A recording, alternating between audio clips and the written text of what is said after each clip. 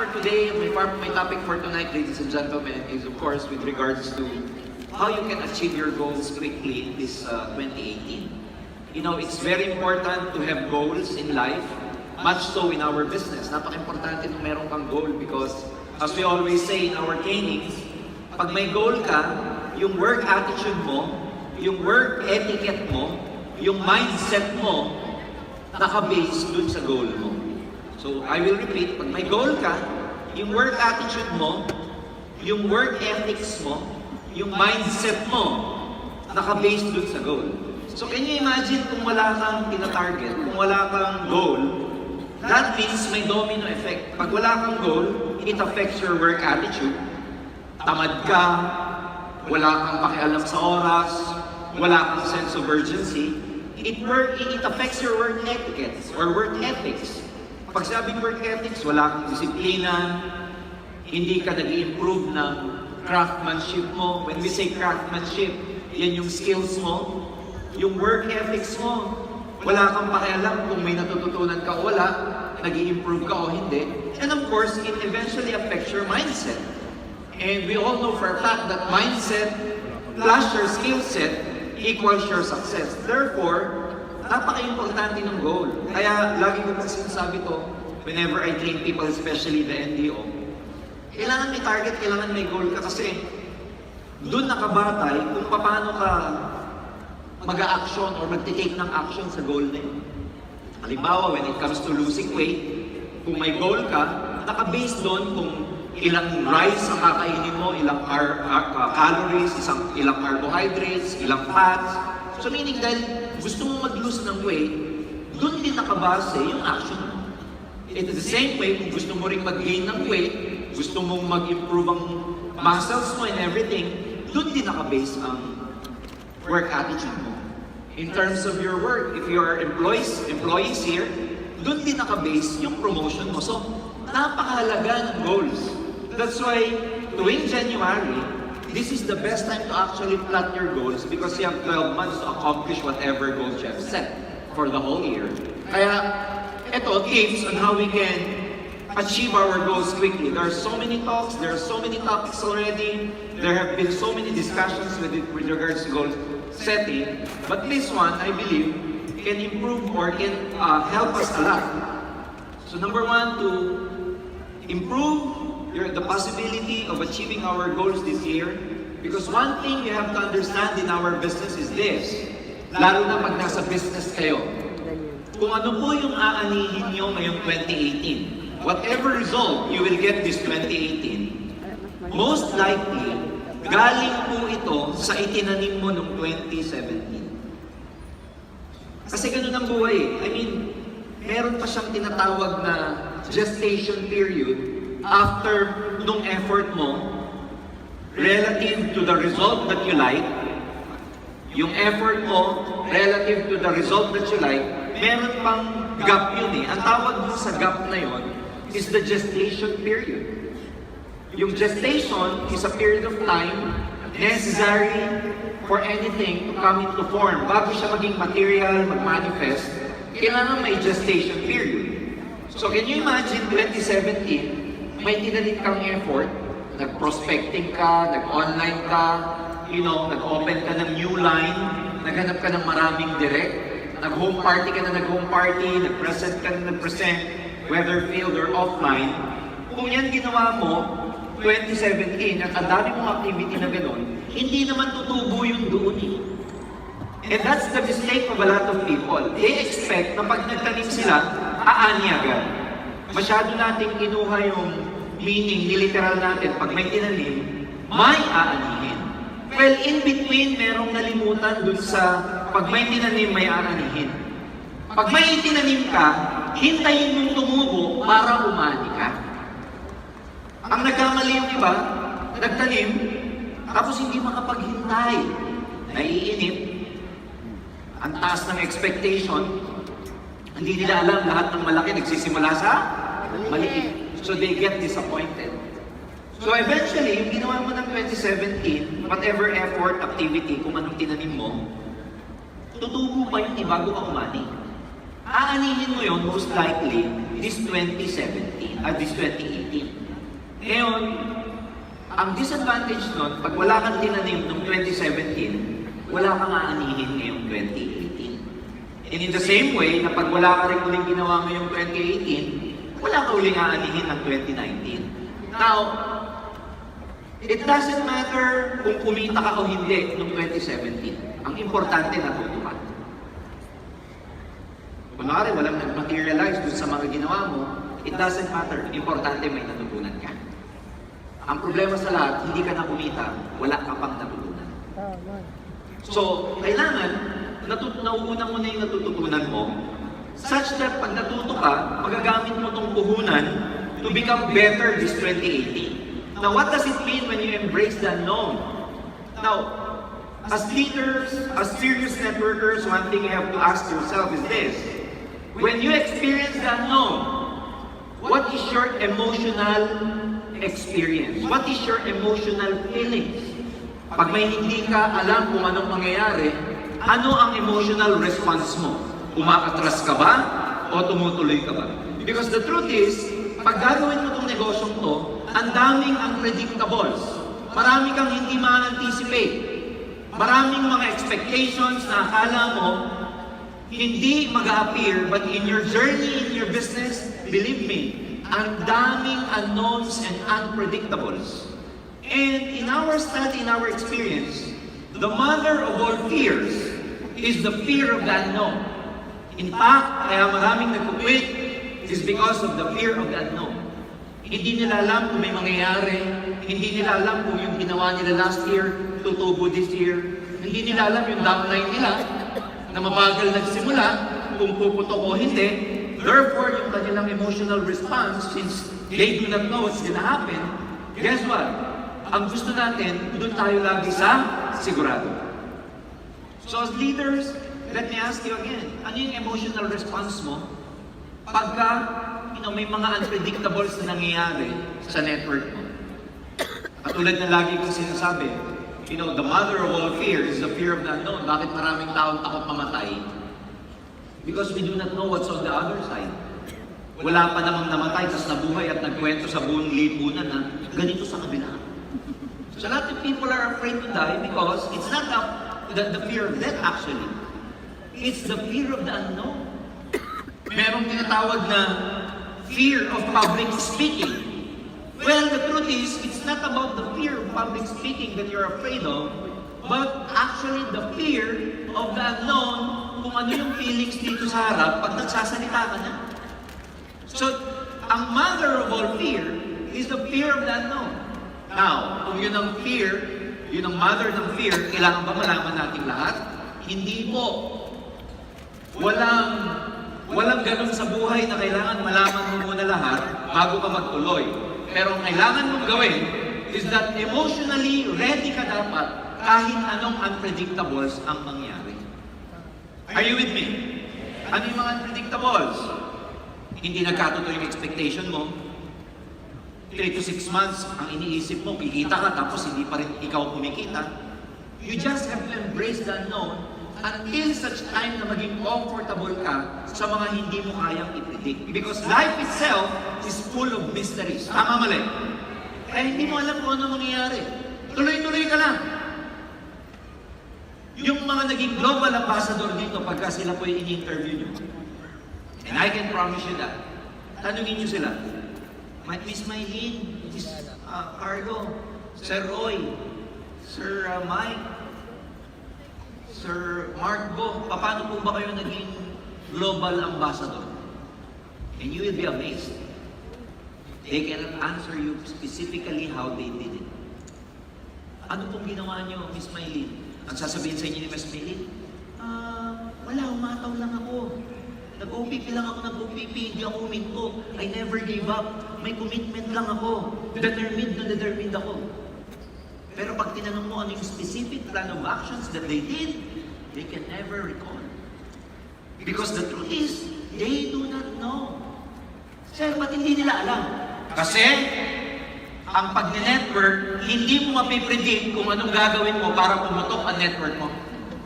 Ang kailangan mo lang gawin, tumuloy ka ng tumuloy, because sa totoo lang, hindi mo malalaman kung ano yung downline na mag-a-appear sa network mo at saan probinsya kanya dadalhin o saan country siya mag-network. The truth is, these people did not even know na magkakaroon sila ng grupo sa Africa after 12 years sa global. When they were starting, ang alam lang nila, magbuo ng grupo. Pero alam ba nilang magkakaroon sila ng grupo sa Africa? Hindi nila alam yan, nagsisimula sila. Alam ba nila magkakagrupo sila sa Middle East? Hindi nila alam yon. Alam ba nilang magpupunta sila sa Europe for their travel incentive? Hindi nila alam yon. Ang dami nilang hindi alam na nagsisimula. Kasi yung network natin, pag ginagawa mo na, hindi mo mapipredict kung saan dadalhin ng tao ang network mo. Ang importante, lakasan mo lang yung loob mo at ready ka dapat emotionally pag lumabas yung ganyang klaseng tao sa buong grupo mo. Are you with me? Kayo sa mga nagsisimula, hindi nyo alam kung saan kayo magkakagrupo. Hindi nyo alam saan puputok. Hindi nyo alam kung saan bansa kayo magiging successful. Hindi nyo alam kung saan yung leader nyo mga anak. Hindi nyo kayang i-predict yun. Naalala ko sinabi ni Arnel kanina si Louis Gascon. Palagay nyo ba na nagsisimula si Mr. Louis Gascon sa AIM Global a few years back? Alam niya ba na mag-OPP siya sa Papua New Guinea, pure English? No. But he just embraced the unknown. So if you want to become successful this year, dare to believe in yourself, have the courage na kahit hindi mo kaya, hindi mo alam, pero sa loob mo, you have the gut feeling na sa gagawin mo, puputok ang network mo. You just have to embrace that. Sir, hindi ako marunong mag-OP English. So what? May isang distributor laging kinukwento ni Doc Ed, isang leader natin sa Mindanao. Hindi marunong mag-English, pero ang laki ng grupo niya kung saan-saan. Isa sa mga onliners na pinakamalaki sa Davao. Kasama siya sa top 20 under the ACI group, yung tinatawag niya yung name niya, but he is actually under AIM Dragon, under EMPOWERED. And his limitation is, he can speak English very well. Now, isipin niyo mabuti, i-rewind natin. Hindi siya marunong mag-English masyado. Okay, going back, ngayon, ang laki na niya, ang laki ng grupo niya sa online, pero i-rewind natin, hindi siya marunong mag-English. Kaya lang, alam niyang puputok siya sa online, alam niyang puputok siya sa ibang bansa, alam niyang puputok siya sa ibang lahi. Pero ang limitation niya, he can't speak English fluently. So what did he do? Did it stop him because of the unknown? Hindi ako marunong, hindi ko alam paano makipag-usap, hindi ko alam paano mag-English. It did not stop him. Ano ginawa niya? He just embraced the unknown. Inuloy-tuloy niya lang. Ngayon ko alam niya kung paano na siya. Ang laki ng grupo niya. Hindi pa rin siya marunong mag-English. Pag tumatawag yung mga downline niya sa ibang bansa para magpaturo, alam mo ginagawa? Pag tumawag, FB, Messenger o kaya Viber, sasabihin niya, the signal is very bad here. Let's just X, okay? Baba. Kasi hindi marunong mag-English. Mas kaya niyang text. At kasi pag text, kaya niya pang magpa-coach sa ibang downline niya na magaling mag-English. Kung sumagot yan. But he is very successful. Ano lesson dito? Marami kang hindi alam. Pero guess what? Hindi dapat maging balakid, hindi dapat maging obstacle yan para hindi ka magtuloy. Kasi marami kang hindi alam, pero ganyan-ganyan din yung mga top distributors natin dati. Marami rin din silang hindi alam, pero dahil nagtuloy-tuloy sila and they embrace the unknown, they are very successful. Again, what is your emotional response pag hindi ka marunong, pag hindi mo alam? Ang mga failure na tao, pag meron silang hindi alam, pag ang kanilang emotional response sa unknown, umaatras sila. Hindi ka magiging successful every time there's a unknown, the feeling of the unknown ay umaatras ka. You just have to embrace the unknown. Kaya nga, bakit itong leader na to? Kahit hindi marunong mag-English, kahit hindi fluent, kahit takot na takot, pero dahil may opportunity sa international, ano sabi? If you enjoy and believe in what you're doing, you'll take on the emotional discomfort of the unknown. If you believe in what you are doing, if you enjoy what you are doing, then kahit na hindi mo alam kung ano mangyayari, kahit hindi ka marunong, kahit wala kang skills, tutuloy ka pa rin.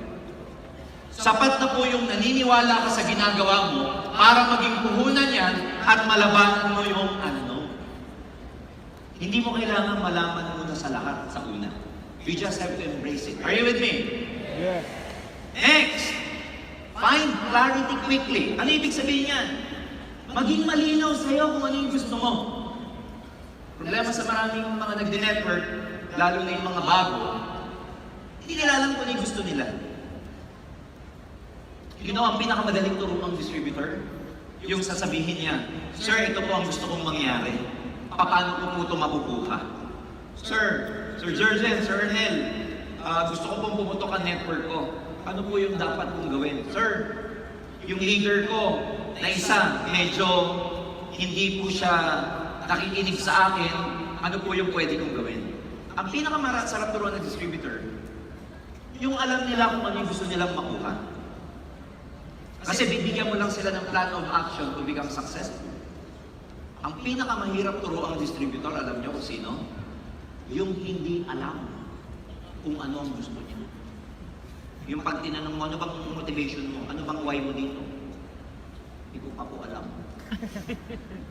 Bakit ka nag-7 hits? Na-hype, na-motivate po ako, na-inspire ako, but what do you want to accomplish in AIM Global? Gusto ko rin pong maging katulad ng mga successful. Ano ba yung mga successful?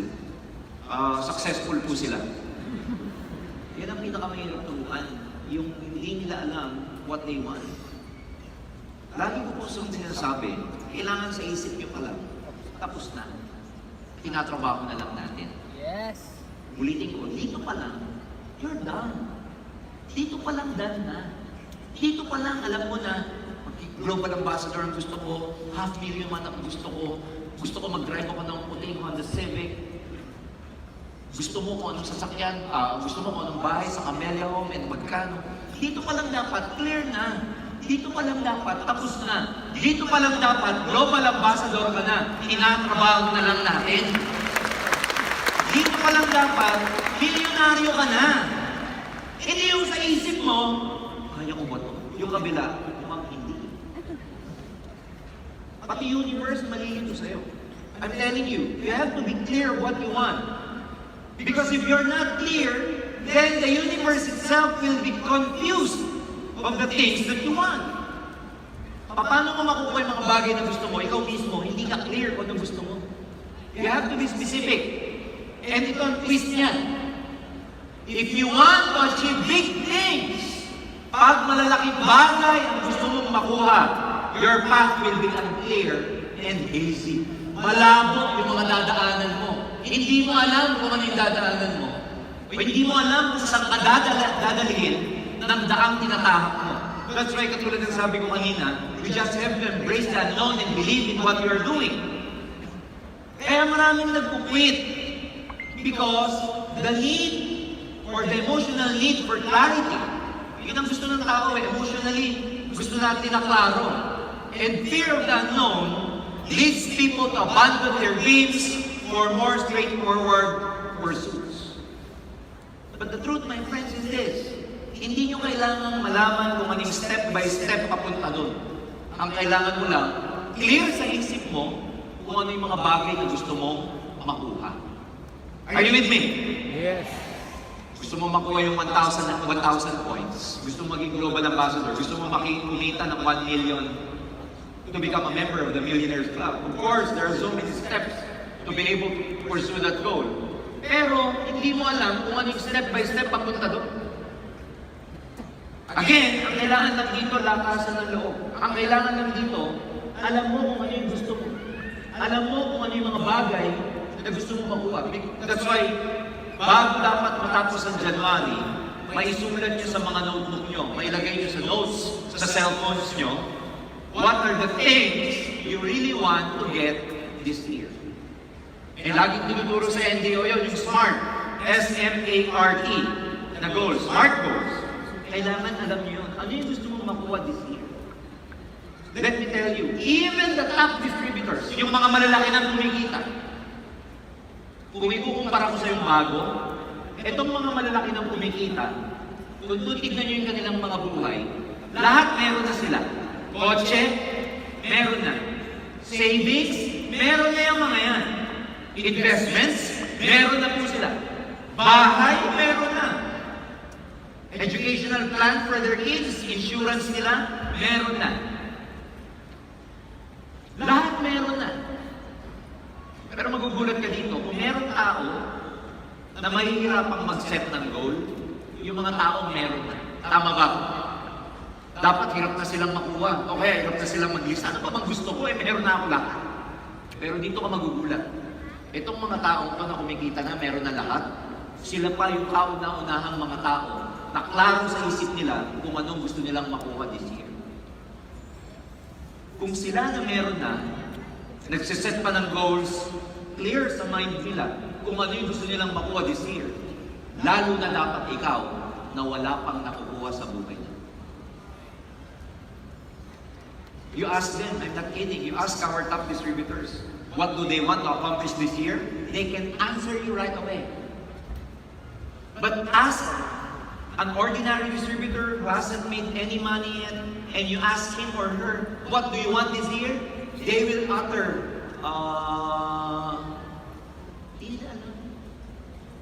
that's why you have to reflect when you go home. Ano ba yung gusto mong makuha this year? Sir, gusto ko pong yumaman. Hindi goal yan. Sir, gusto ko pong kumita. Hindi goal yan. Set specific goals and find clarity. Paano mo gagawin yun? May mga tips. Number 1, have a clear checkpoint. So you actually know what to do. Gawa ka ng checkpoint muna bago ka magsimula.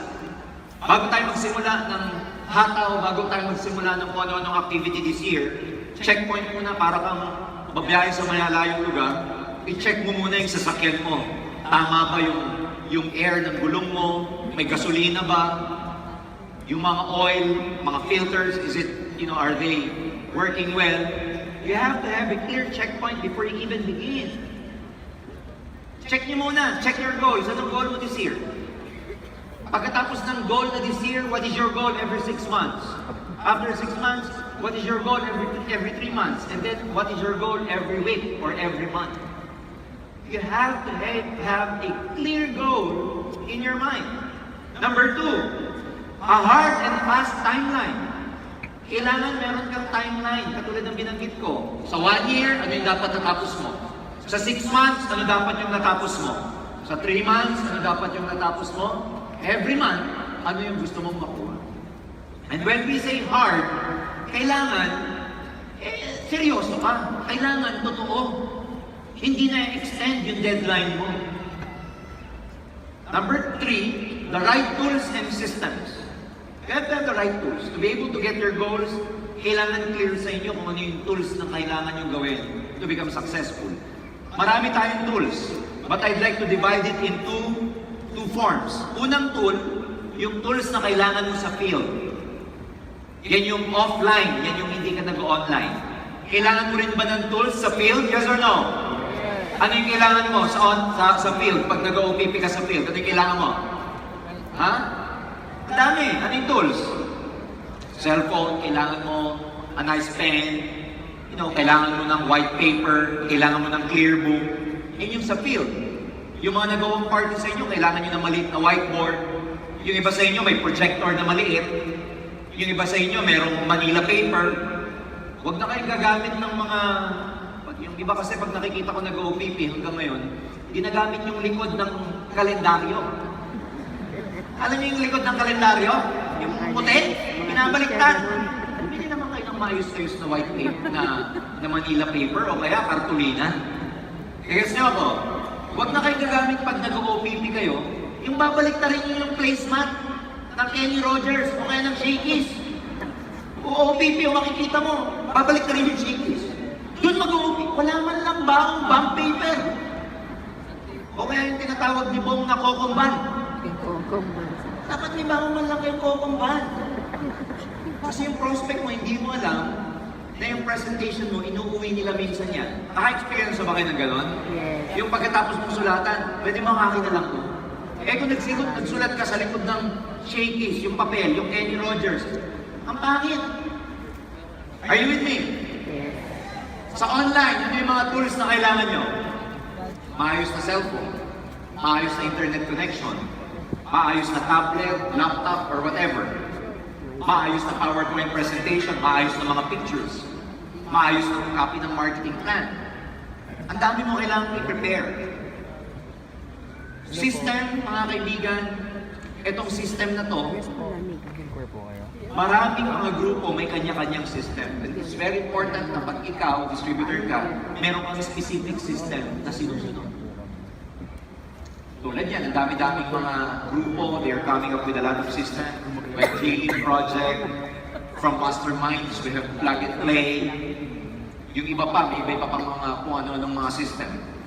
Sa system na to, kung you belong to a certain group, kailangan yung group na yon. If you decide to really do this business and talagang seryoso ka, kailangan isang sistema lang ang sinusunod mo. Hindi pwedeng chapsuy. Alam niyo yung chapsuy? Yes. Yung iba-iba, kung narin may nakita kang ganda nung ginagawa nun na, kopyahin ko nga. Mamaya may nakita ka na namang magandang ginagawa nun, kopyahin ko nga. Mamaya may nakita ka na namang ibang grupo, mukhang effective yung ginagawa nila, kopyahin ko nga. Bigyan ko na example Kasi umiikot kami sa buong Pilipinas. May isang grupo, magugulat ka, may isang grupo. Like for example, I went to Bacolod. Yung lumalaking group ng Bacolod, when they were starting in online marketing, ang mga nakuha nila para pumutok sa online nila, mga OFW. And guess what? Nung kinuha nila yung OFW, yun ang tinap nilang market. It was a good market for them. But eventually, nag-die down yung OFW nila, kaya nag-shift sila ng market. They did Africa and Papua New Guinea. Now mga kaibigan, ngayon, ang market na nila, ang grupo na nila, karamihan, Africans and taga-Papua New Guinea na. Wala na silang OFW. And if I ask them what happened, eto tinatanong, kaya sagot sa akin, Sir, ang bagal ng OFW namin. Hindi kami makaduplicate. Hindi kami makagawa ng malaking grupo, kaya nag-shift po ang group sa Africa and Papua New Guinea. Sa grupo ko ngayon, wala na pong OFW. And they are doing well with Africa and Papua New Guinea. Yung OFW, hindi na dapat. Nang ba't ganun? Whereas meron namang grupo, akong nakakausap, alam nyo, saan sila putok? Sa OFW naman. Hindi naman daw sila makabutas sa ibang bansa. Sir, ang grupo namin, puro po OFW. For unknown reason, hindi kami makabutas ng ibang lahi. Hindi kami makatawid. Can you imagine the facts? One group, hindi makabuhay sa OFW. Malakas sa ibang lahi. Another group, ang lakas sa OFW, hindi makabutas sa ibang lahi. Ba't ganun sa palagay nyo? May mali ba doon o wala? May mali wala? Wala akong mali doon. Parehong tama yun. Kaya lang, kung saan nila gamay yung sistema, yun ang ina-apply nila ang system. Are you with me? Yes. So walang mali dyan. Kaya mahirap yung ang dami yung ina-adapt na sistema. If you want to become successful, just stick with the one particular system. Huwag kayong magpapachapsuy. Malilito kayo. Because too much information will lead to what? Information overload. Pag ang dami ng information, hindi mo na siya magawa ng actual. Hindi mo na siya ma-apply ng tama. Kaya meron danger ng overtraining. Sabi mo overtraining. Overtraining. Mamaya pag-uusapan natin yan. Next, a support structure. Support system. Kaya importante po yung ang isang grupo, merong sinusunod na sistema. Kasi pag may sistema, merong support structure. May uplines na sinusuportahan yung grupo. In fact, pagdating ng panahon, hindi na tao ang susuporta sa'yo. Ang susuporta na sa'yo, sistema na. That's why the big leaders here will understand what I'm about to say. Most successful groups are not personality-driven, are not leadership-driven. Most successful group are system-driven. Sabihin mo, system-driven. System-driven. Yung system-driven na yun, yung may sinusunod na lang ang sistema, kahit hindi ka marunong, yung sistemang yun ang nagiging support system mo hanggang maging successful ka. And I'm very happy to tell you, ang culture na dinidevelop natin sa buong AIM Global is a culture of system-driven. Which means, kahit sinong distributor, kahit kaninong grupo, new networker or bagong networker, mag-join lang sa AIM Global. Because napakatibay ng support system, system-driven tayo, lahat ng tao pwede maging successful sa negosyo natin, basta susunod lang. Kaya sabihin mo sa katabi mo, sumunod ka lang. Sumunod ka lang. Sa kabila naman, sumunod ka lang. Sumunod ka lang. Yung isa sa mukha niya ginanun, sumunod ka kasi. Sa balikat lang, ikaw na, huwag sa mukha. So again, fellow distributor, dear distributor, solo ka lang. how do you plug into the system? Ikaw ba may konting bayad yung sistema na susundin mo umaaray ka na kaagad Ayoko mag-enroll dyan.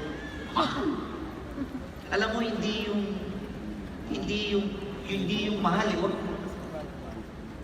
Huwag kang matakot sa ilalabas mo. Matakot ka sa hindi papasok pag hindi ka naglabas. Ulitin ko. Ha? Huwag kang matakot sa ilalabas mo. Matakot ka sa hindi papasok kasi ayaw mong maglabas. Kaya pag may mga training, huwag na kayong yes, offline ka na lang. Kasi ang pinabayaran mo, sistema. So how do you plug into the system? Enroll to a particular system, be affiliated with a particular system, a system that you believe in, a system that you will know, you will grow. Sumama ka sa ganun. Next. Ayan. Learn with a purpose. Sabihin mo, learn with a purpose. Learn with a purpose. Matuto ka ng merong purpose. May dahilan bakit gusto mo matuto. When you seek learning, it should be purposeful. Thus, what you learn should clearly connect with your interests and goals. Ano ibig sabihin nito? Hindi ka lang dapat natututo dahil gusto mong matuto. Hindi ganon. Dapat gusto mong matuto kasi meron kang purpose. Ano ba Tagalog ng purpose? Ha? Dahilan ba? Roy, meron ka dapat dahilan. Ano ibig sabihin nun? Kunwari, nung ako po nagsisimula sa network, hindi ko lang gustong matuto. Gusto kong ma-master yung natututunan ko. Ganon. Kunwari, gusto mong matuto, hindi lang dahil gusto mong matuto. Gusto mong maging magaling na network distributor. Do not just learn for the sake of learning. You have to learn with a purpose. Anong purpose? Anong dahilan mo ba't gusto matuto? Andyan yung gusto ko maging professional networker. I don't want to be an average networker. Well, let me tell you this. Huwag kayong matuto bilang average networker. Dapat maging above average kayo. Kasi pag above average ang galaw mo, ang kita mo pang above average din. Nagets niyo ako? So, learn with a purpose. Marami tayong nakita niya nung college tayo, nag-aaral lang for the sake of learning.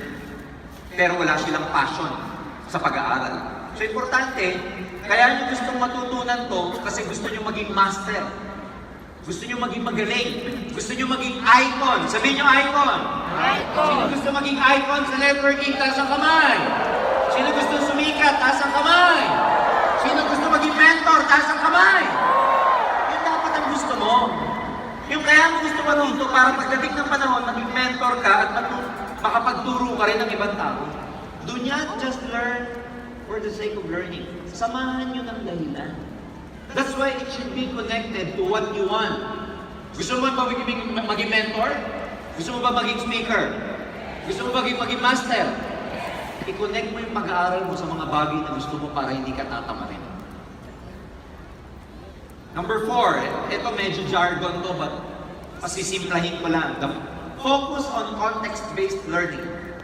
When you see the encyclopedia or dictionary about context-based learning, ang ibig sabihin ng context-based learning is learning or teaching using real life or fictional examples in a teaching environment. Ano ibig sabihin nun? Mag-focus ka dun sa mga learning na kaya mo ma-apply sa totoong pag-network mo. That's why, napaka-importante at napaka-halaga nung mga training na meron tayong tinatawag na mga role model training. Actual application. Wala nang pinakamagandang training kundi yung training na nagagawa mo ng actual. For example, sa online. Paano kayo tinuturuan sa online? May nagtuturo ng online sa whiteboard, sa screen, pero lahat ng estudyante may laptop, tapos actual learning. You get what I'm saying? Huwag muna kayong mag-deviate sa mga learnings na hindi connected sa networking. You try to streamline the information you need. Ang kailangan mo lang gawin dito, lahat ng malaman mo, lahat ng matututunan mo, kailangan konektado muna sa networking lahat. Because the truth is, there is so many information out there. Ma-overwhelm ka, mabibigla ka, mabibilaukan ka sa dami ng information. Because hindi mo ma-absorb in one sitting or even in one reading. Kaya ang importante po dito, tanungin nyo yung mga mentors ninyo kung ano muna ang dapat yung matutunan sa age mo, sa edad mo, sa maturity mo sa AIM Global. Are we clear?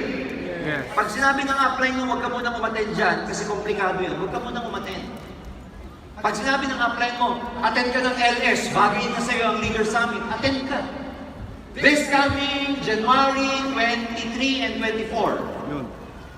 24, 25, there will be a Leader Summit in the head office sa 24 and 25. If you want to register at SE ka na, you register under HANA. Tama ba? Dito ba si HANA? Ayan, register po kayo sa head office. Ang bayad po nun is 1,500 pesos, inclusive of meals and everything. Ang Leader Summit is the only occasion where we, the Vice Presidents, together with the Board of Directors, nagkokondak kami ng 2-day training. Magkasunod na araw. So, ibang training to, ang tawag dito, experiential training. So, context-based yon, context-based learning yon because maraming mga real-life scenario, maraming mga actual na practice matututunan kayo sa Leader Summit na hindi natututunan sa mga seminars na regular na ginagawa natin sa head office. So I'm telling you, when your upline tells you to attend this training, to attend the training, attend ka dyan. Pag sinabi niya huwag ka muna umattend sa training na yun. Pag sinabi niya umattend ka ng kick-off training, umattend ka dapat ng kick-off training at huwag kang malilate. Kasi magmula po ngayon, we will set the tone this year. We will always start on time starting here. Ang next occasion natin, mark your calendars, February 11 will be our Profit Sharing and Silver and Executive Awards Night, same venue, Mall of Asia. Kaya Profit Sharing, Silver Executive Awards Night, Silver Executive and Gold Executive, meron tayo dito malaking rally na naman, and you have to come on time. So, doon muna kayo mag-focus, context-based. Yung ma-apply nyo muna sa pag-network ninyo. Anything else outside, huwag muna kayo mag-deviate. Paano gagawin? For example, the system is simple. Number 1, learn a concept. Ano ang pinag-aaralan nyo sa AIM Global? Anong ginagawa natin sa AIM Global? Ano yung concept dito? Ano tawag? Sabihin mo, networking. Baka pati yun, hindi nyo alam kung anong concept. Ano yung concept natin? Ulit. Ano yung concept natin? Networking. So ang concept, learn a concept, pag-aralan mo yung networking. Number 2, practice and use that concept in a real-world scenario. O di, natututo ka ng prospecting, natututo ka ng invitation, recruiting, answering objection, presentation, closing a deal, follow-up, meeting after meeting. Yan yung concept eh. Ang next na gagawin mo, apply that. Because baliwala yung matuto ka, pero hindi mo i-apply. Pagkatapos mong i-apply, ano gagawin mo? Punta ka sa mentor mo. Tama ba yung ginawa ko sa'yo? Pagkatapos mo mag-OPP, first presentation mo, na-reject ka. Punta ka sa apply mo, apply. Yung first OPP ko, ayaw. You get a coaching and sasabihin ng apply, baka naman masyado kang matagal kasi sa ilang minutes ka nag-OPP. 3 hours po. Doon pa lang, sablay ka na. Gutom na yung kausap mo, hindi ka pa naintindihan, 3 oras ka ba naman? Ilang oras ka sa company profile? 1 hour po. Ilang oras ka dun sa marketing plan? 1 hour din po. Ilang minutes kang nag-closing? 1 hour din, kaya 3 hours. From there, yung coach mo, yung upline mo, tuturuan ka ng tama. Pag nakita yung dapat i-correct sa'yo, ano gagawin mo susunod? Repeat, without making the same mistake. Ulitin mo lang. Ganun ba? Matagal pala yung 3 oras? Sige, sa susunod. Sabi ng upline mo, gawin mo lang sa susunod, 1 hour lang. Tapos na lahat. Pinakamatagal na 1 hour and 15 minutes. Sige, apply. Ano gagawin mo? Repeat!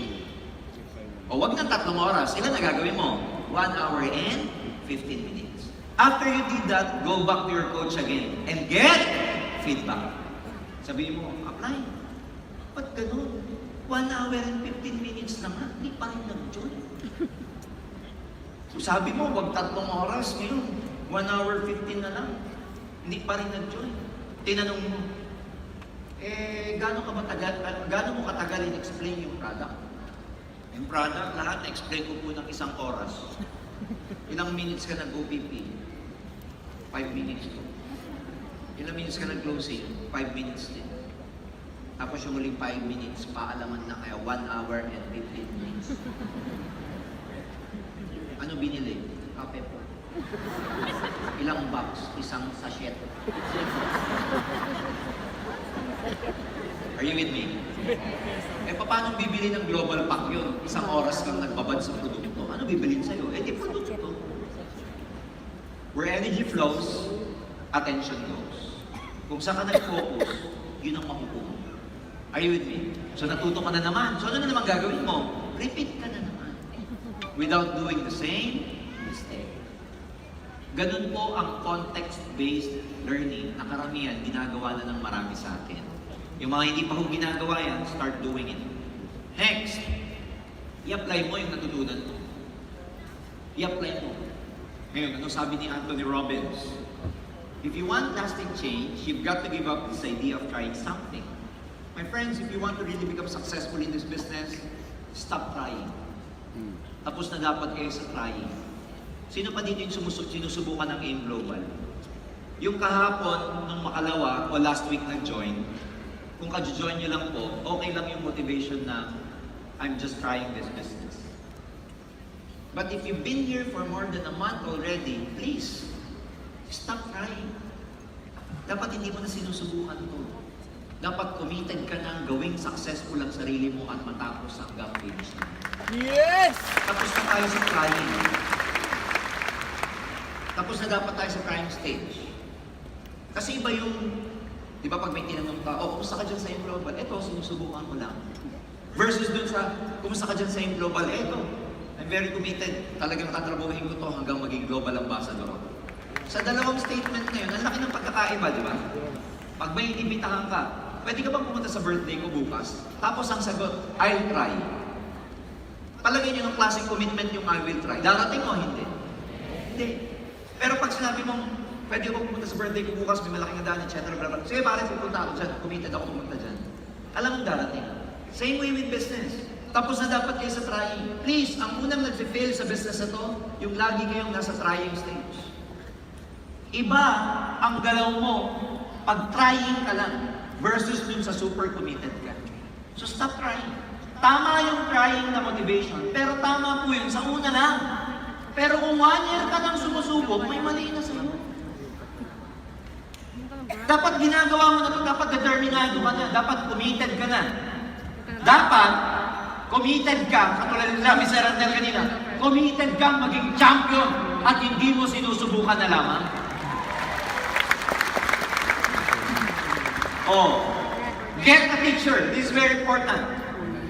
Now, I like what Lao Tzu has said before. Sabi niya, when the student is ready, the teacher will appear. You know, totoo yan. The universe will give you the right people, the right things for you to learn. Pag committed kang matuto. You know, pag committed kang matuto, the right teacher will appear in your life. For unknown reason, ilalagay ka sa mga taong kasing frequency mo, kasing vibration mo. Ilalagay ka, ididikit ka sa mga ganong klaseng tao. You don't need to know how, but the universe will lead you sa mga tao makakatulong sa'yo pag gigil na gigil ka sa gusto mo. The right people will just pop out. Minsan, alam mo, yung right people hindi lumalabas sa buhay mo. Hindi ka naman committed kasi. Hanggang ngayon, duda ka pa eh. Hanggang ngayon, hindi ka gigil na gigil. I can attest myself from hundreds of my experience na totoo to. When the student is ready, the teacher will appear. Minsan, may mga ganito akong epiphany, experiences. Pupunta ako sa bookstore. Bago ako pumunta sa bookstore, mga few weeks ago, may gusto akong matutunan. May gusto akong concept na pag-aralan. Halimbawa, may gusto akong pag-aralan tungkol sa business o kaya may gusto akong pag-aralan tungkol sa management. Mga a few weeks back, iniisip ko, paano kaya yung tungkol sa business development? Because my department is about business development. You know, one time, pupunta ako sa bookstore. Guess what? Di ba ang dami mong hinahanap na libro? Tama ba? One bad thing about malaking bookstore, ang daming libro. Pero you know what? Pag may gusto kang matutunan, pagka gusto mong matutunan ng isang concept, ang dami kong beses na ganito. When I go to bookstore, a particular bookstore, naghanap ako ng libro. Biglang may mapag-pop out somewhere. Na yun yung concept, yun yung idea, yun yung topic na hinahanap ko. At yung mata ko, doon ako dinadala. Na ang dami ko namang makikitang libro, pero doon ako matutuon sa libro yun. Nag-get yung ibig ko sabihin? Doon sa unang networking namin ni Larnel, ang upline ko, girlfriend ng best friend ko. Kasi ni-recruit ako kasi in-spill over ako eh. Na nag-recruit sa akin ang pangalan, June Quintana. Si June, in-spill over ako sa girlfriend niya kay Glo. So Jurgen, si Glo. Si June K. Ang nag-recruit kay June K, hindi naman niya kababata pero kakilala niya. Ang pangalan Edwin. Na nagkakilala sila sa gym, parang gano'n. Ang nag-recruit kay Edwin, kababata niya sa PAANO. Si Francis Miguel. Si Francis Miguel ang nag-recruit sa kanya, tatay niya si Tony Miguel. Yung Tony Miguel ang nag-recruit sa kanya, boss niya sa Asia Brewery, si Roy Goles. Si Goles ang nag-recruit sa kanya, yung owner ng company namin. So, layo. But you know, when the student is ready, the teacher will appear. Guess what? Ako mismo, hindi naman ako direct ni upline Francis, hindi niya ako recruit talaga, hindi niya ako kilala. But guess what? Si Sir Francis ang nagturo sa akin paano ang proper network marketing. Are you with me? Together, of course, with the help of my other uplines, we were mentored all together by Francis Miguel. How does that happen? How did that happen? May tip ako sa inyo mga downlines. Kung gusto mong tutukan ka ng upline mo, pakitang gilas. Yes! You know, ang kaya ko ipagmalaki sa inyo nung nag-network ako, hanggang ngayon kaya ko sabihin eye to eye to anybody. Hindi ako sakit ng ulo ng upline ko kung ako'y downline. Hindi ako pabigat sa upline ko.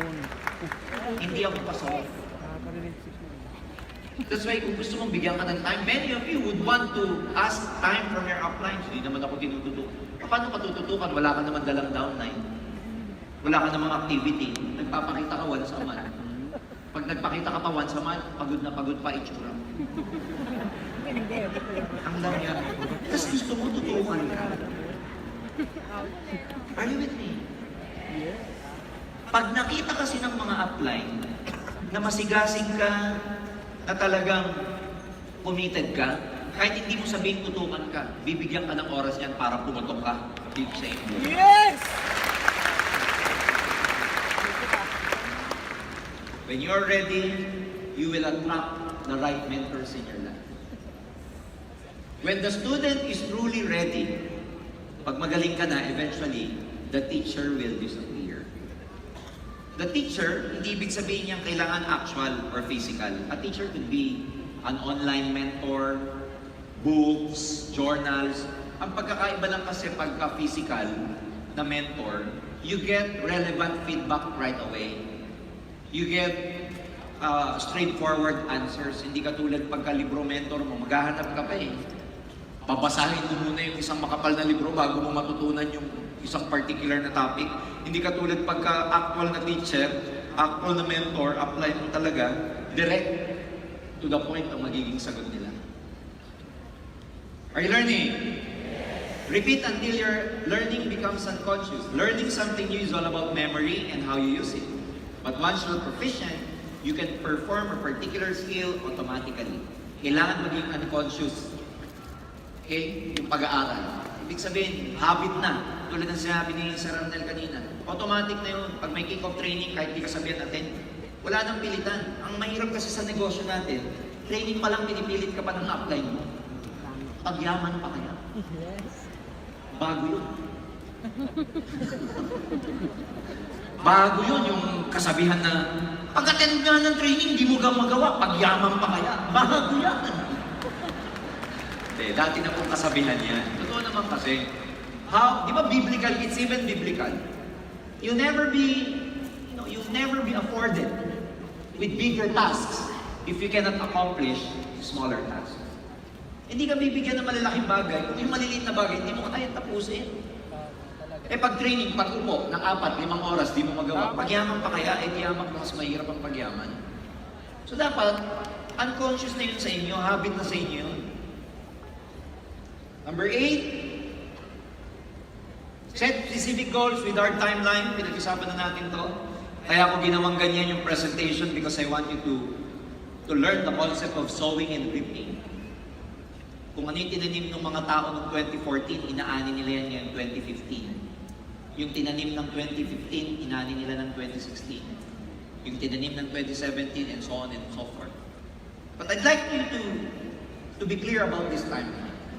And one classic example is, of course, well, Mylene and Danny over here. And Mike, this lovely couple are enjoying their lives right now. They've accomplished a lot. They've helped a lot of people along the way. They are pioneers. Isa sila sa mga pioneers sa business na to. And their success is just so tremendous. And they've inspired so many people. 12 years. Ibigyan ko kayo ng timeline, 12 years sa AIM Global. From 2005, early of 2005, kasi officially nag-start ang AIM Global. September of 2005, although informal, pero formally, they've started 2006. So 2005, 2012. Now, tignan niyo mabuti itong concept na to. 12 years na sila. Palagay nyo, sa meron sila ngayon, ilang years kaya silang nagtanim para magkaroon ng malaking grupo sa Pilipinas at sa buong mundo? Sa 12 years. Ilang years silang nagtanim na talagang hataw, OPP dito, OPP dyan, puyat dito, puyat doon, recruit dito, recruit dyan. Ilang years kaya sa palagay nyo nagtatanim sila na hindi sila kumikita pa ng malaki? Sa palagay nyo? Sa 12 years. Buong 12 years. Ha? Buong 12 years kaya silang nagtanim? Nakakatao, puyat, bla bla bla. Recruit ng recruit kasi hindi pa kumikita sa buo? O hindi? 6 years. 6 years kaya silang nagtanim? I don't think so. Probably 3 years. 3 years na tanim.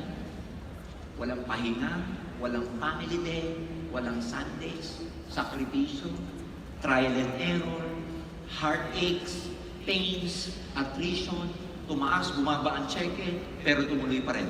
Sabihin ko na sa 12 years na yan, 3 years yung buhos.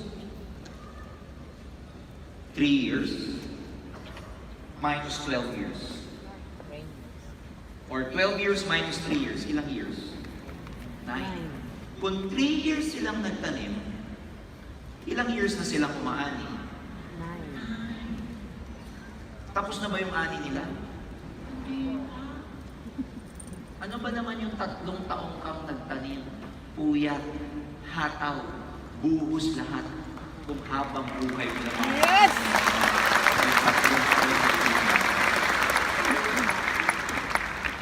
Tatlong taong tanim, habang buhay mo. Tapos na ba silang umani? Hindi pa. I have good news for you.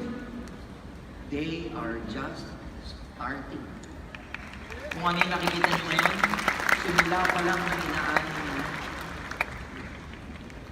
Let me ask you, sulit o sulit na sulit? Alam mo lang na hindi sulit, nung nandun ka pa sa first 3 years, ang lumalabas sa bibig mo, ang hirap. Puwisi. Tinutukan ko na wala, lumipat, hayo. Minahal ko, sinaktan lang.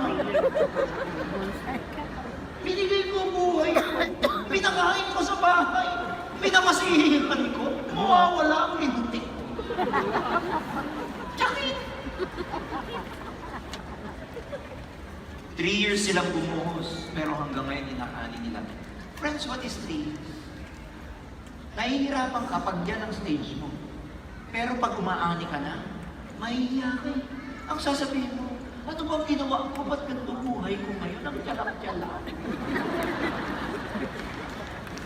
Pag umaani ka na, parang yung pinaghirapan mo, kapuringgit nung inaani. Ikaw mahihiya.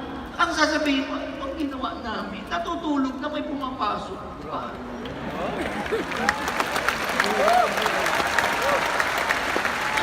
Ikaw mahihiya na, ano ba naman ito? 5 bangga na naman. Pero nung ikaw na yung nasa 3 years pa naman, ano ba naman ito? Walang kabangga-bangga. Are you with me? Yes! Ang utak networker ay hindi utak empleyado. Mahihirapan ka dito pag yung traditional way of thinking in-apply mo sa global. Pag short-sighted ka, dito dapat meron kang tinatawag na postponed gratification. Delayed. Hindi ka tulad kasi pag employee ka, mindset mo, 15-30, 15-30, 15-30, December, 13th month pay and year-end bonus. Sa networking, hindi ganun. Dito magbibuild ka muna at hindi mo alam hanggang kailan ka magbibuild. Pero pag na-build mo na, habang buhay mo namang aanihin ang pinaghirapan. Oh. Last, tracking and accountability. If you want to accomplish your goal this year quickly, kailangan, meron kayong namomonitor kayo. Nagpapamonitor ka. And you're being accountable. Pag sinabing being accountable, it's your obligation. It's your commitment to take or accept responsibility for your action or lack of action. Pag sinabing accountability, tanggap mo ikaw ang responsable kung may nangyari sa'yo wala. Kung kulang o sapat yung action na ginawa mo. When performance is measured, performance improves. Kaya nga minomonitor kayo ng upline nyo, hindi para sa kanila. Kaya ka minomonitor, sinusukat ilan ang payin mo para mag-improve ka, para ma-challenge ka. When performance is measured and reported, the rate of improvement accelerates. Part yan ng system ng bawat grupo sa inyo. May measurement. Kaya nga sa trabaho, merong tinatawag na PA, Performance Appraisal. This is being accountable. Clarity is what creates motivation. Pinag-usapan na natin yan. Tracking is creates awareness. pagka nagmo-monitor ka, tracking yung sinusukat. Nagiging aware ka na, ay, kulang pa pala ako. Ay, puro pala strong leg ang lumabas. Nagpasok na yung mat na to. Dapat makahanap ako ng pairing ko. Kasi kung lumalabas, ang umahaba, puro na lang strong leg. Kailangan pala mag-open ako ng bago. It creates awareness to your pagka merong tracking. And reporting creates accountability. Pagka sinabi ng upline mo, nakailang points ka na, nakailang pay-in ka this month, you become accountable. Upline, kulang kasi medyo hindi ako umataw. Medyo sablay ako dun sa 10 points, hindi ako makahabol sa January 30. May cut-off natin sa February 11, by the way. For the SE and GE awards will be this coming end of the month. January 31 ang cut-off natin. So, importante to. Yung upline mo is monitoring you, tapos ikaw naman nagre-report kung ilang points ka na. I know a lot of leaders here, gumagawa kayo ng chat room para doon kayo nagmo-monitor kung ilan na. Because that creates accountability. Malalaman mo kung ilan pa yung hahabulin mo. Now, create or having this tree will help you progress quickly. Are you learning? Yes. My last topic, ladies and gentlemen, will be about motivation and discipline. Dito medyo maraming nalilito. Dito medyo maraming nagtatanong sa amin, upline, motivated naman yung downline ko, ba't nawala? Upline, bakit yung downline ko? Makikita mo, ang lalim naman ng why niya, pero nag-quit pa rin. Because there's a difference between motivation and discipline. And we cannot, if you want to become successful, you cannot just focus on motivation. You must have the discipline. Can you say discipline? Discipline. And one of the most misunderstood word in networking is the word discipline. Hindi natin alam yung importance. Now, I want you to apply this because motivation, master ng networkers. Yung discipline, medyo tayo kulang. But if we have these two potent combination, pag pinaghapsama, dito tayo puputok ng gusto. Now, let's define. What is motivation? Ayan. Of course, we all want to be motivated. We all want to be disciplined at the same time. You might be thinking, what's the difference? Ayan, pag-uusapan natin. Lalo na ngayong New Year. Bigyan ko kayo ng senaryo. At beginning of the year, pagsimula, ang mga tao merong tinatawag na New Year's resolution. Ang panibagong term ng New Year's resolution, New Year's motivation. At the beginning of the year, you're motivated to make some changes. Ano yung mga changes na yun? Yung iba, to find more prospects this year, hahataw ako, dadaming prospect ko, numbers game, pararamihin ko. Ayoko nang matulad ako last year. Gusto ko this year, mas marami. Probably, your New Year's resolution, I would like to lose some 30 pounds. Kasi lumaki ako. Mag-e-exercise ako araw-araw. And hindi lang ako attend ng training. Gagawin ko, magbabasa na rin ako ng mga libro. Nung sinulat mo yan, new beginning, guess what? You're very excited. Na ngayong January, excited ka. Kasi yun ang New Year's resolution mo. Ang ginawa mo, dahil yun ang goal mo, nag-enroll ka na sa gym. Yan, marami akong kilalang ganyan. Kumuha pa ng instructor. Yung iba, bumili pa ng bagong tsapatot. Tapos pinicturean pa. Pinos. Seryoso na to. May mga ganun pa. May kilala ako. Binalikan yung bike niya. Bagong calibrate na. Seryoso na daw. Nagpa-picture. Tapos gusto mong matuto, pumunta ka sa Power Books, National Bookstore. Kumuha ka ng membership kasi bibili ako ng maraming libro sayang naman yung 10% discount. Kumuha ka ng discount card. Galing! Tapos pinost uli sa Facebook. Bagong membership, Power Book, National Bookstore. Post ulit. I will read 2 to 3 books every month this year. Fast forward. Pagdating ng Marso, you've realized 2 libro pa lang ang nababasa mo. Parehong di patapos. Hindi ka na pumupunta sa gym. Yung bike mo flat na naman. kasi hindi nagagamit. Tapos tinignan mo yung genealogy mo, walang bagong direct. Ba't ganun? Lagi na lang sira ang New Year's resolution. Pero ang ganda ng plano. May explanation, ba't ganon? Motivated ka lang nung nagsisimula, pero wala kang disiplina para tumuloy.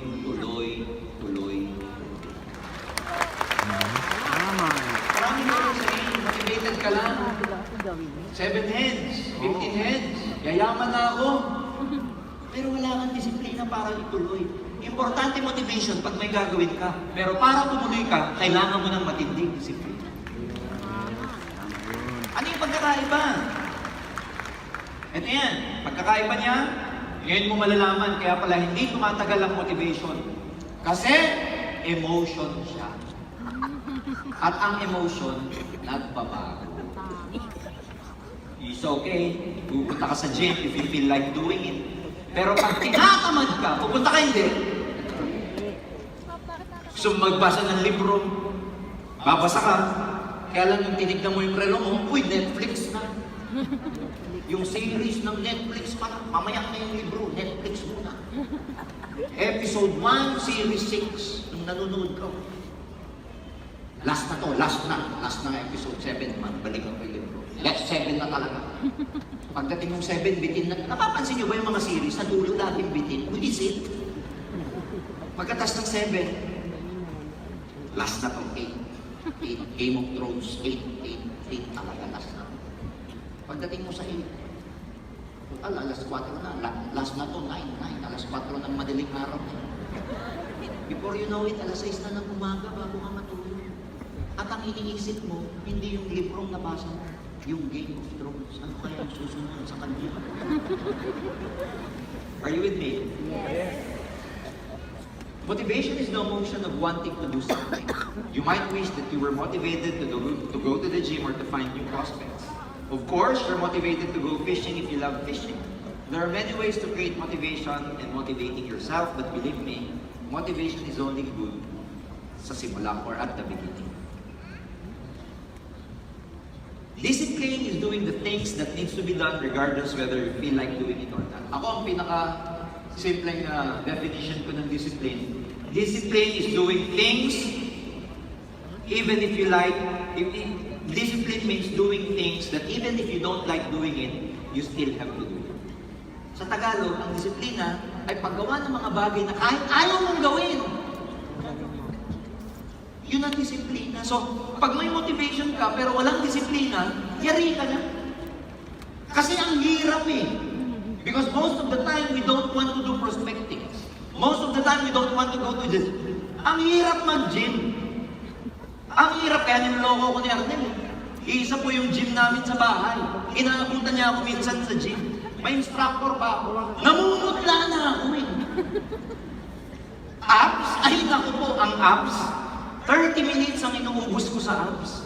Para lang hindi, kasi di ba ayoko kasi nung malaki tiyan tapos lubog ang dibdib. Ay ganun eh. Hindi ko pinatatamaan yung nasa harap. Ha? So, ang hirap. Tama ba? Uubos ako 30 minutes. Abs pa lang. Tapos lolokohin ko yung daughter ko. Sasabihin ko kay Chelsea, look, sasabihin kasi sa bahay, karamihan nakasando lang ako. Pagkakain kami, lolokohin ako ng pangalawa ko. Dad, you're so fat. Sasabihin ko na. No, look at my abs. Papakita ko sa kanya. Sasabihin niya, abs. Big stomach, abs. Big stomach. Yung pala ibig sabihin ng abs. Big stomach. Loko-loko. 30 minutes sasabihin ng abs. Ang hirap. Ang hirap nung puyat ka nung gabi, schedule mo ng gym, pupunta ka. Doon po, hindi na motivation ang kailangan kasi masakit. Ang sakit mag-gym, ang sakit magbuhat. Palpitate ang katawan mo. May time pa nahihingaling ka para ka magbablackout. I'm telling you, ang hirap. Ang hirap palitan yung white rice ng brown rice para kang kumakain ng karton pag brown rice. Ano ba naman po? Mas masarap po yung white bread kaysa sa wheat bread. Ang hirap. Pero dahil pag may disiplina ka, it means doing things that even if you don't like doing it, you still have to do it. What if you apply that kind of attitude in your life. Ano ang collateral benefit?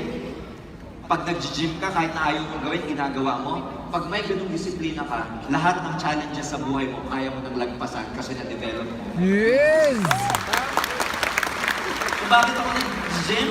Hindi ako nag-gym just for gaining weight, but it's developing a discipline. Nagets niyo ba ako?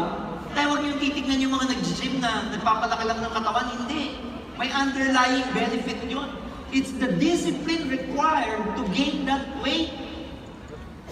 And kung kaya mong gawin yon sa weight gain, kaya mo rin sa business. Tama ba? Yes. Kaya mo rin sa iba't iba. Kasi meron ka ng disiplina. So ano gagawin mo para ma-develop yung disiplina? Halimbawa, pagbabasa ng libro, dami ko minimentor na ganyan. Sir, ayoko po magbasa, hindi ako natututo. Wala akong matutunan. Hindi naman importante yung may matutunan ka eh. I-develop mo muna yung habit. Kunwari, 1 page muna, wala ka natutunan. Okay lang, ano ba naman yun? Bukas ulit, 1 page ulit, wala ka na naman natutunan. Sige lang. Pero pag na-develop mo na yung habit, madami ka nang matututunan. Are you with me? Yes. So, discipline means, magre-recruit ka kahit ayaw. Plus na lang yung mahal mo yung ginagawa. Pero hindi naman lahat ng tao mahal ang ginagawa nila. Mahal niyo bang mag-recruit? Hindi, Yes. kasi hindi masarap ma-reject. Kaya kalokohan yung masarap mag-recruit, wala akong narinig na ganyan. Oh, you'll never be free without discipline. If you require motivation to do something, you're at the mercy of your emotions. So pag lagi kang emotional, hindi ka magiging malaya. So kailangan mo ng disiplina to be free. Because kung laging emotions ang magpapairal sa'yo, I'm telling you, wala kang maka-accomplish sa iyong lugar. Because this is a highly emotional business. Punong-puno ng emosyon ang networking. Tama ba? Mare-reject ka. Emosyon! Hindi mo makukuha expectation mo, madidisappoint ka. Emosyon na naman. Hahataw ka. Walang result. Frustration. Emosyon na naman. Puro emosyon eh. Kaya nga maraming taong hindi makamove forward, hindi makamove on. Walang disiplina eh. Laging emotional.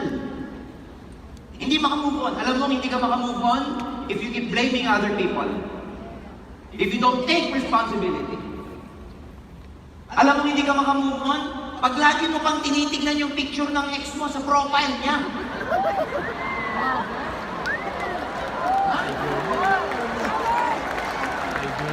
Hindi ka makamove on pag yung love songs nyo, inuulit-ulit mo siya. Pero pag nag-usap kayo magbe-best friend, nalimutan ko na siya. Utot mo. Utot mo. Wala na sa akin yan. Pero pag uwi mo sa bahay, yung screenshot ng mga text nyo ng araw, binabasa mo.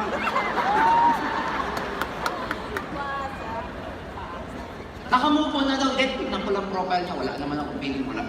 Tignan ko lang kung kumusta na siya, kung tumaba na ba o... Inuloko mo sarili mo. Paano ko ma-apply sa inyo yan? Pag may kausap tayong prospect at ayaw nila yung pinakita natin, pagtalikod natin yan, sila nakatatlong hakbang palayo sa atin, di na tayo iniisip mo.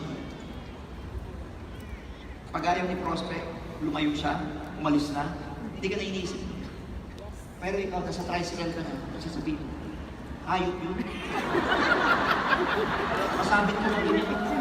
Pina-ice stick pa, buwis mo.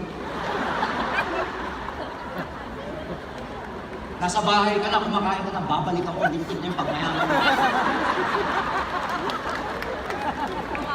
Ito malupit, natutulog ka na, nakaganyan ka na. Totoo kaya ako yung global. Yung global mo may kasalanan.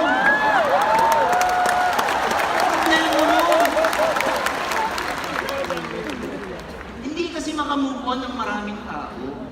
Lagi silang nakakulong sa emosyon. Pero pag may disiplina ka, na-reject, given yan eh, kasama sa negosyo yan. Next! Yan ang may disiplina. Are you with me? Yes! Ang discipline, limitado.